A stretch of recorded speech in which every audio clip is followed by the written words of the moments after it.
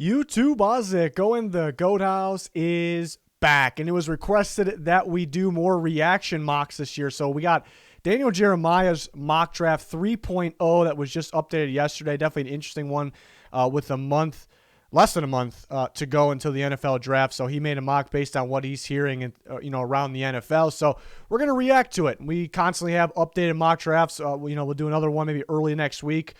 We have member mock drafts where you guys draft for teams. Constant mock drafts, constant NFL content in general. So join us for that. Subscribe. Follow our Twitter for a fan-voted mock draft and more news. We'll be talking live during the NFL draft on there. Check out walkthemock.com. You see underneath me right now, use code GOATHOUSE if you are going to sign up. There's a link pinned in the comments for anything that you need. Here's our Twitter. Fan-voted mock draft. This one's about the end. The Giants pick's about the end, and then I'll post the next pick. We'll just keep going on, and that will turn into a future video. But Daniel Jeremiah, NFL Network, obviously does the draft for them, during the draft. You can check it out here. I'll put a link in the comments for this as well. It's his 3.0. It was made on April 6th, which today is the 7th, so this was just made yesterday. Definitely found this one pretty interesting, but he does know his stuff, but we'll react to it. Of course, I'm not going to agree with everything here, but I feel like a lot of people you see on Twitter bash these guys' mock drafts whenever they make them. I guess I get ripped a little bit in the comments, but people really got a problem with mainly these NFL Network guys' mock drafts. So we'll see what the fuss is all about here, I guess. We got Trevor Lawrence going first. We don't have to talk about that. Zach Wilson going second. Everyone's going to have that right now. If you don't see that in a mock draft, it'd be pretty surprising, but that's what he's got. Third pick, he's got the Niners taking Mac Jones. I thought it was pretty interesting what he put here. I'm not surprised San Francisco traded up to number 3. I am surprised that everything you hear points towards Jones being the Niners pick at number 3. I agree 100% what he said right there, that yes, the Niners trading up. Yeah, they're looking for a quarterback. They kind of been trying to find a replacement for Garoppolo. That was evident, pretty obvious. But he is surprised that everything you hear points towards Jones. I'm the same way.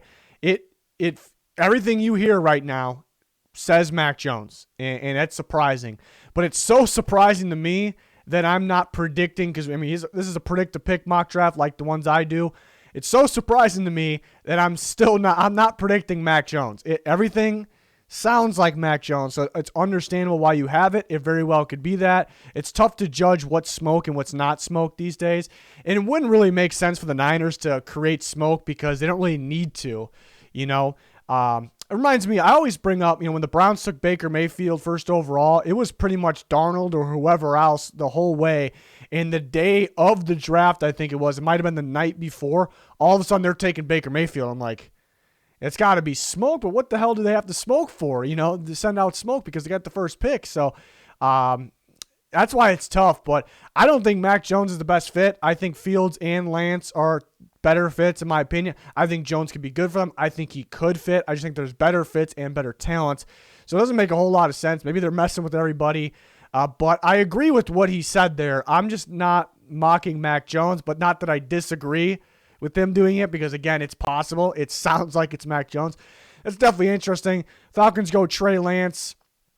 And yeah, this is a good debate as well. It sounds like they're getting a lot of calls and they could be open to trading out, but I think that has to be the right price. They're looking for a haul, and that's what it would be, like a big-time haul, and they can move out. I think part of that organization could want a quarterback because, how long does Matt Ryan have? When are you going to be in position to get a Trey Lance? First of all, when can you get a Trey Lance 4th overall? Really never. When are the Falcons going to be picking 4th overall? Not often. Don't expect it. So they may have a rare opportunity from themselves, so that's why I would understand it. But it's sounding like this could be a trade spot. So in my next mock, when we'll update it, I'll probably have a team trading up here. I guess the problem is why maybe that won't happen is, does a team really need to trade up here? Because you look at the Bengals, the Dolphins, the Lions are kind of making it sound like they may take a quarterback, so that could be the reason. The Panthers, we don't think they're going to take a quarterback now. They trade for Sam Darnold, obviously. So does a team need to trade up? Maybe. Do they need to trade up to 4 and give away the house of draft picks? Probably not. So maybe that's why it wouldn't happen.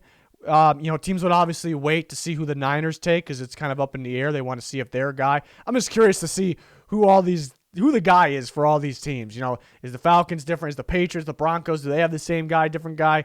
Are the Niners going to take their guy? It's going to be very interesting. He's got Kyle Pitts going to the Bengals.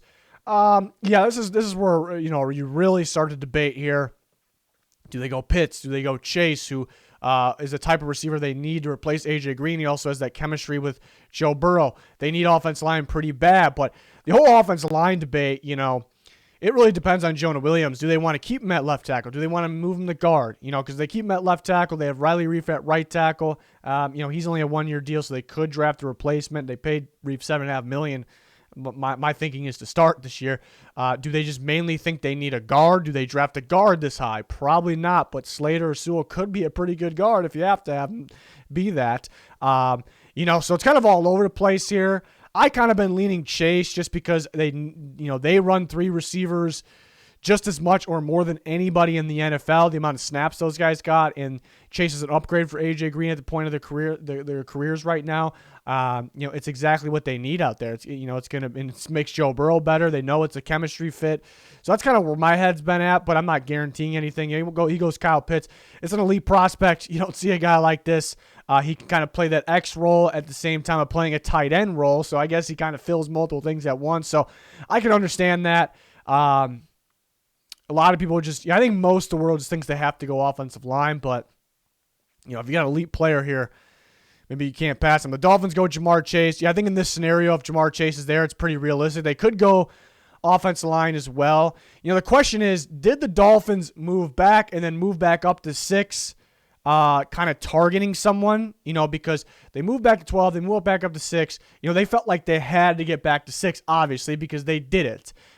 So does that mean they had to get a specific someone that they know they're going to get at 6, or does that mean they're good with multiple guys that could be there at 6? We really don't know. You can guess all you want. We really don't know what their thinking is. If it's option 1, if it's they have somebody in mind they have to have, but they're not going to get them at 12. They're going to get them at 6 though.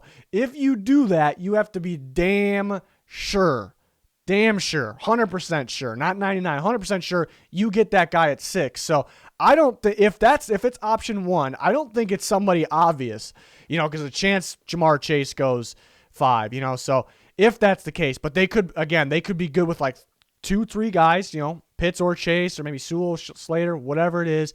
So who knows there? So it's another interesting spot here that I can't wait to see how it unfolds. Lions, definitely an interesting one. He goes Justin Fields here. Reports came out yesterday that the Lions are interested in a quarterback if the right one falls to them. I think that's smoke. I think it's smart of the Lions. I think if they put that out there, because right now, we kind of talked about, teams are calling the Falcons a potential. They're not ready to, sign the deal. They're not ready to complete the deal yet, those teams. They're kind of getting in place in case they have to trade up with the Falcons at 4 to get a quarterback. But like we said, are the Bengals going to take a quarterback? No. The Dolphins going to take a quarterback? We don't think so. The Lions are making themselves a team that may take quarterback, but they may not be taking quarterback, in my opinion. I think it's smoke. They want a team like the Broncos to trade up to the Falcons spot, which would be a quarterback, because they're worried about the Lions. They got to get over the Lions, somehow. Falcons, Bengals, Dolphins, if any of those picks, the Dolphins probably aren't going to trade back. So then they take a quarterback, and that pick, and it ends up like how he has it. It ends up Pitts falls here, Chase falls here, so then they can get their guy. It pushes another skill position player back, basically. So I think that's very smart of the Lions if that's the case. But I wouldn't be against taking a Justin Fields. I think, more upside than Jared Goff. I think you said that too. Fields has more upside than Jared Goff.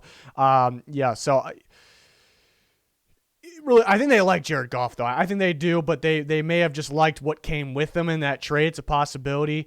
I won't be mocking a quarterback to the Lions. I think it's smoke. I think it's smart smoke. Smart smoke for the Lions for the reasons I explained. Panthers, yes, I agree with this one. Rashawn Slater, I think there's times where I've had the Panthers taking offensive linemen as well, but we haven't done a mock since the Sam Darnold trade, and I talked about it on Twitter when the Sam Darnold trade went down. They're probably going offensive line at 8 is what I thought. Slater, Sewell, both can be there. One's going to be there at least. I think they'll go that route. Whenever I did, the downside, whenever I did mock a offensive lineman of the Panthers, the fans didn't seem to be happy. they didn't seem, the Panthers fans didn't seem to be happy in the comments, and they were kind of thinking quarterback here, or maybe they were holding out hope they can get Deshaun Watson. They end up with Sam Darnold, and they're going to take an offensive lineman, which they didn't like, in the draft, if that's the case. So maybe for most Panthers fans, you would assume, based on what I've saw in the comments, they're probably not happy with the route they're taking. I'm not a big Darnold guy, but it's done. Offense line makes sense, but yeah, just based on the buildup of the comments, this is kind of the route that I think they were just exactly against, unless they change their mind, which would be pretty, we'll call it overly confident, I guess, maybe a little just because it's their team, if that's the case. But Rashawn Slater, I think that's a realistic pick. I think it's very possible here. That offensive line's not looking too good on paper. I talked about it. Sam Darnold's offensive line with the Jets, not much. The Panthers' offensive line's not much better. I think it's a little better only because of the coaching. I don't, on paper, talent-wise, it's pretty much the same almost. I do like Taylor Moton, but yeah, they could definitely add another one there. And the Broncos go Penei Sewell, so we'll see if they trade up. We'll see if they trade up. If they don't, and maybe their guy, whoever their guy is, was it Jones, was it Lance, was it Fields, gone. They take Penei Sewell, and because they don't have a whole bunch of big needs, so they kind of just take the best available player there. I think it's realistic. I guess the debate on should the Broncos trade from 9 to 4, for a quarterback, when a quarterback could really get to them, because I don't think the Panthers are taking one. I don't think the Lions are taking one. The Bengals and Dolphins aren't taking one. They're basically would trade up to 4 just to beat maybe another team like the Patriots. You could assume that those teams are trading up. So, to get your quarterback, that'd be fantastic. But, to trade a ton away to get up where, there's always going to be that thought that they need to get up there. Do they need to trade back there? Because there are several quarterbacks. Could one of them fall to them as well? Cowboys taking Kwity Paye, which is interesting. You always see quarterbacks going to the Cowboys in mock drafts. Cornerbacks, that is. Because that's a big need to pair with Trevon Diggs. But you just never see these pass rushers. But I think it's a possibility. I think it's a strong possibility. It's tough. I think people are kind of sold. They're taking a cornerback, and then it's almost like it's guaranteed. I don't think that's the case. I think it's a possibility they take an edge rusher, whether it's Kwity Paye, Jalen Phillips, a guy like that. Maybe Jason Oweh. I think it's a possibility, but I don't know if I'll have this in my mock. But again, it's a possibility to pair with DeMarcus Lawrence there. Giants go Devontae Smith. He seems to think they want more weapons here. Devontae Smith is there, and they like him. Why not? The Giants don't have a whole bunch of giant needs. They got a pretty good roster. So, yeah, it's a possibility there. It may not be something I have in my mock. It could be. It always, when you make a mock draft, you don't just know everyone's pick, before you even make it. You start at 1, and you work. We know who 1 and 2 is, so that's kind of just decided. But, in this scenario, I have this guy going here, and that kind of changes the rest of the draft. So it depends on who's there, even in a mock draft. But it's a possibility. Eagles go Patrick Surtain. You don't see that too often, but maybe they would like to pair somebody solid like Patrick Surtain with Darius Slay, and that really improves the secondary just like that. If you have a solid cornerback duo, it can do wonders for your defense. So you don't see that too often, but it's a possibility. It'll be interesting to see who they're more in on, a guy like Surtain or Horn. The Chargers go J.C. Horn. I think Surtain is a better fit, but he's off the board. The Chargers, there's teams I like Horn better for. There's teams I like Surtain better for. Chargers, I like Surtain better. I don't know if they do this stuff. Surtain's gone. They got Horn on the board. They got some offensive linemen. They got Jalen Waddle on the board. I don't know.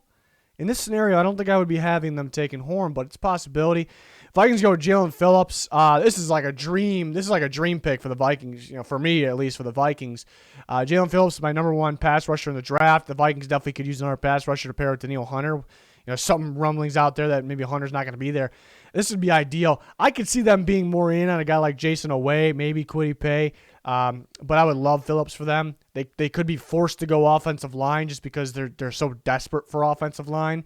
But they're not a team to reach based off need either at the same time. So that'd be fantastic. I don't think it happens. I do think they'll like Phillips, but we'll see. Micah Parsons of the Patriots. Yeah, that'd be a great value pick there. Pretty complete team. You just need a quarterback. If they fail to trade up, they possibly could take best player available here, which would be Parsons perhaps. Cardinals go Jalen Waddle. So yeah, if Jalen Waddle slips through to 16 here, I can definitely see it. I can definitely see it. I know the fan, one of those fan, if I don't have them mocked a corner, no matter who's on the board, who's gone, that fan base seems to be upset. So it's just one that stands out to me in the comments. Doing all these mock drafts, it starts to build up. I remember things in the comments. So, even if Horn and Surtain are off the board, I agree. I don't see the Cardinals at 16 taking a corner. And I don't know if they really should, but it seems like the fans just want to force one there, I would rather them take Waddle, but will that fan base be happy with that? It doesn't sound like it, but I think that's... Well, I guess the thing with Waddle... he could play in a slot, play outside. I think it would just make that offense that... dynamic. So, that's better than taking a corner in my opinion. I see this pick a lot. Jeremiah Owusu-Koramoah. I don't really have him going to the Raiders ever. He could be a Gus Bradley guy. Yeah, could he use him like a Derwin James? Could he use him like a strong safety that mainly plays in the box? Kind of those hybrid players. I could see that. But Abram could be that same guy, linebacker. They're kind of set at linebacker as well. Could they use him in a slot? They could. I don't know. They may go offensive line here at 17. They could go best player available, which this could be the case here with Owusu-Koramoah. Yeah, I don't think I'll have that pick, but sure. Gus Bradley can get creative with him for sure. Gregory Rousseau from Miami to Miami Dolphins. Yeah, they can move him around a bit. They can use him as a defensive end and inside. That's what you're going to have to do with a versatile guy like Rousseau. His best production came from inside. I could see this. Brian Flores kind of likes those guys sometimes, so in his defense. So, yeah, I can see it. I probably won't have it. I think he's fallen a little bit, but it just takes. He talks about it. Look at the combination of size, length, production. I don't know about production though. He did have a lot of sacks, and was that 2019? But if you watch the tape, it's not. He's not winning a whole lot of reps on the outside. But I think he goes a little later in this, but it just takes one team to kind of fall in love with that upside there. Washington goes Elijah Vera Tucker. This would be ideal if he slips through to them. It's a very strong possibility. I think I had it last time too. He could go earlier. He can go to the Chargers. He can go as high as the Giants pick, I'd say. If a team like the Bengals trade back, I'd watch out for Elijah Vera Tucker for the Bengals. So I think this is kind of the latest he'll go. But this would be great for Washington. We'll see. I like him better at guard, but he looked pretty good at left tackle last year. The only game he got beat was Oregon, Pac-12 championship game, which was against Kayvon Thibodeau, who's going to be likely the best player next year's draft, in my opinion. So I'm not super worried about that, but this would be a great pick for Washington. Bears go Greg Newsome. I like Greg Newsome, like his upside. There is some risk because he kind of his best year was this year when they play 5 games or whatever. Before that, a little inconsistent, and he didn't play full season, so there is some risk there. The only thing this would kind of hurt with the Bears is, that they kind of cut Kyle Fuller, which everyone disagrees. Well, they did cut Kyle Fuller, which everyone disagrees with, and you just take a corner. You're kind of back to square one here. But are you really at the same time? Because corners take a while to develop. We saw that with Kyle Fuller. You're kind of back to square one. Like if you kept Kyle Fuller around, which was wanted there in Chicago. And you could have got a receiver or a quarterback, probably not in this scenario quarterback, but something else. So you're kind of going back to square one. It wouldn't make sense. You kind of devalued the cornerback position by getting rid of Fuller. You devalued it price-wise and getting rid of your top guy to go back to valuing it because you're using a first-round pick, a 20th overall pick. You're valuing it the same. So it would be a very, very contradicting pick. I wouldn't say, if a guy like Horn or Surtain fell through, you would kind of understand then, that good of a guy falls through. So I don't really got a problem with Newsome 20th overall. It's risky, like I said, but it would be a contradicting pick in my opinion. You're going back to value in defense when you weren't, so it wouldn't make much sense. I'm not going to have that when I do a mock. The only way I'm going to have to take corners if I have a scenario one of those top dogs, slips through. This is almost a dream pick for the Colts. Christian Darsow doesn't sound like a wow pick. Maybe it's really not. It's not really a wow pick, but it's kind of a dream pick here. The Colts need a left tackle. They could use a pass rusher as well. If he slips through, they don't have to worry about their offensive line, which the offensive line needs to be pretty damn perfect for Carson Wentz, which it pretty much could be here if the Colts complete this with just a left tackle, because that's a damn good offensive line. But the difference with and without Anthony Costanzo, perfect offensive line to, pretty big difference there. So they do need to grab a left tackle. This would be ideal. Titans take Caleb Farley. You don't see that too often. I do think he slips through. I think he can slip through further in this because teams are having a hard time with the medical checks right now, knowing mainly history of, I guess if guys had surgery or broken bones or whatever, they don't really have a whole lot of info. Usually the combine, they have, the medical team and things like that. They really check it out for them and they get records on them, and that didn't happen. So, you can't really meet with all these guys constantly either. So it's pretty tough. So he actually could even slide further in this. Titans could use a corner. Probably won't be a pick that I have, but it's a possibility. He's got so much upside. If there was no injury concern, he could be towards the top. Then Surtain and Horn do have better press abilities, which teams like. So those guys are very likely to go before him. Jets go Azeez Ojulari. A couple days ago, I had my best fits video, and I had Ojulari for the Jets. It's not something I saw. Nobody really talked about. And then a day after I made that video, you see DJ kind of agreeing here. I'm not saying he watched my video at all, but I'm saying we're on the same page at this point. Ojulari, I think it's a great fit, in Salah's defense, because you got Carl Lawson, who's just going to rush the passer. Defensive end, going to rush the passer. On the opposite side in that scheme, you kind of want a guy that kind of can be a hybrid of a 4-3 end, 3-4 outside linebacker that can drop in coverage but has experience with everything, and that's really Ojulari. So I think it's a really good fit there. The Jets can go a number of ways here, though. But I'm glad that we're on the same page here, that Ojulari is a really good fit. He said it too. Fit opposite of Carl Lawson. It's exactly what I was saying a couple days ago in my draft fits video. Steelers go Tevin Jenkins. Yeah, if he slides to them, I think it's possible. I think it's possible he can go earlier, though. Looking at the Raiders pick, possibly. Maybe the Bears, somewhere around there.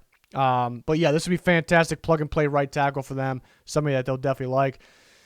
Pretty common pick here, Javon Mareg from TCU to the Jags. Yeah, get a safety that can play strong, slot, free. That'd be fantastic for the Jaguars. Mainly play him at strong, in my opinion, next to Rashawn Jenkins.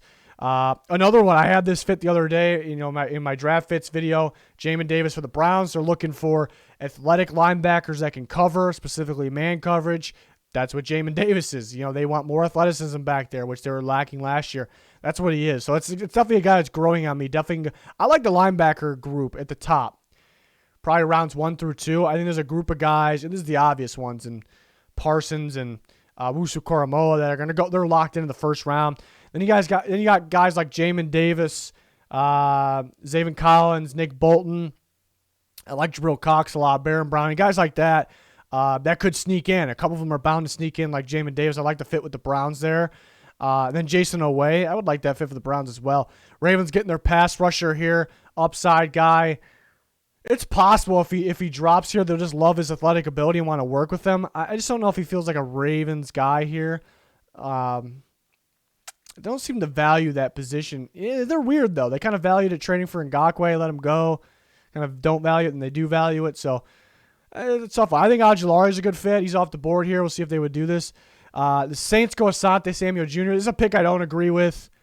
I don't have a problem if somebody late first takes Asante Samuel. I think he's a really good playmaker. I don't see the fit at all with the Saints unless they're trying to switch their defense maybe a little bit. Yeah, that's the number one two-man under defense in football. They run a lot of two-man. Their corners going to run a lot of man, press as well. Asante Samuel I view as kind of a strictly a zone guy. I would prefer him a cover 3. I think he'd be really good there. I think he would struggle a little bit in this type of defense. I just don't see the fit. I don't think they would take. I don't think they would take him. But unless they're fine, kind of going away from their style defense, the concepts that they've been running for so long. If they took him, I'd be thinking that. I'd right away. I'm like, they must be going away from what they've been running a lot of. That's kind of what I would be thinking. So, It's an interesting one. It's an interesting one. Packers go Landon Dickerson. Could see this. They lost Corey Linsley. I don't know if they value the center position a whole bunch, but I do think Dickerson's kind of a Packers guy. Tough dude in the inside that they would like. I can definitely see him going offensive line earlier than people are expecting. People are still saying they need receiver, D-line, linebacker, and they do. But they really value offensive linemen. But the question is, do they value specifically the center position? I think they feel like whoever they put in there is going to look like a pretty good player. Where right tackle, or if they want to keep Turner at right tackle, they need a guard, whatever it is, and they value that a little more. They could play Dickerson at guard. Bills go Joe Tryon. Yeah, Joe Tryon's been getting no first round buzz, so I like that he gave him some. I like Tryon. I think he's got a good package of pass rush moves. Didn't play this year. Was pretty productive the year before. Utah game was nuts for him. I just remember the Utah game for him. It was a fantastic tape. We're pretty good for the Bills. They need an athletic guy that just gets the quarterback. They got pass rushers. They just don't have that guy that consistently actually gets the quarterback down. It's a problem for them. Chiefs go Calvin Joseph. Yeah, I would like to fit there. He's kind of a borderline late first, probably an early second guy, but I would like to fit. Definitely a possibility there. And the Buccaneers go Elijah Moore, which would be the best pick, in my opinion, of this first round. The Buccaneers just steal him, in my opinion. I like Elijah Moore. I'm a big fan. Yeah, they haven't been able to get Antonio Brown back. Kind of be a Antonio Brown clone type, but maybe more athletic at this point of their career.